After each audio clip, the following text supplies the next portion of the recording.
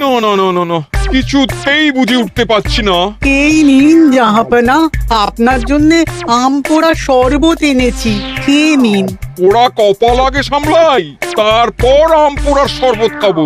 সে কি জাহাপনা, আম তো আপনার প্রিয় ফল। তার চেয়েও প্রিয় ক্ষমতার লোভ। এদিকে কৃষ্ণনগর ঠিক যেন পাকা হিমসাগর, ওদিকে বর্ধমান যেন হৃষ্টপুষ্ট ফজলি, আর খাম্বাজ রাজ্য যেন লাল হলুদ গোলাপ খাস। এদের একসঙ্গে খেতে না পারলে আমার ঠিক ভাত হজম হচ্ছে না উজির। হবে হবে, খুব তাড়াতাড়ি এই রাজ্যগুলো আপনার বর্ষতা স্বীকার করবে জাহাপনা। শুধু চাই সঠিক উপায়। কি উপায়? এদের সঙ্গে যুদ্ধে লড়ে আপনি সহজেই রাজ্যগুলো জিতে নিতে পারেন জাহাপনা, কিন্তু তাতে রাজ্যবাসীর ভালোবাসা পাবেন না।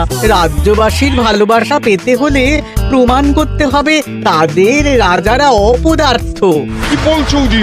আমার তো কিছুই মাথায় ঢুকছে না। আপনি হলেন বাংলার নবাব, আর কথায় আছে না, মাছে ভাতে বাঙালি। বাঙালিকে না বুঝলে বাংলা জিতবেন কিভাবে? আসুন আসুন জাহাপানা, আসুন, আমি আপনাকে বাতলে দিই বাংলা জেতার উপায়। সাব্বাস উজির, তোমার বুদ্ধিটা ঠিক পাকা ল্যাংড়া আমের মতো না, মিষ্টি।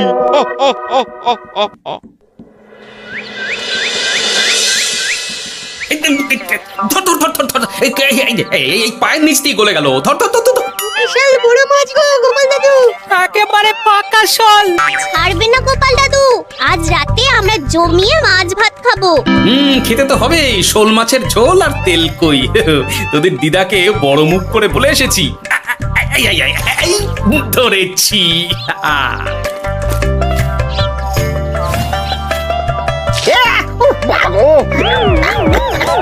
ছি ছি ছি ছি, কি দুর্গন্ধ! গোপালকে ছাড়বেন না মহারাজ, ও ইচ্ছে করে আমার মুখে কাদা ছুঁড়েছে।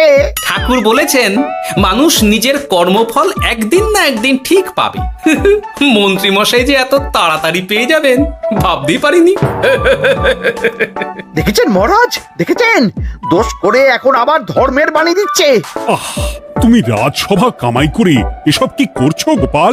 যা সামান্য বেতন পাই সব পেঁয়াজ রসুন কিনতেই ফুরিয়ে যায় মহারাজ, তাই মাছটা নিজেই ধরে খাচ্ছি।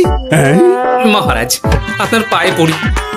থাক থাক, আর আমার পা ছুতে হবে না গোপাল। কেন মহারাজ?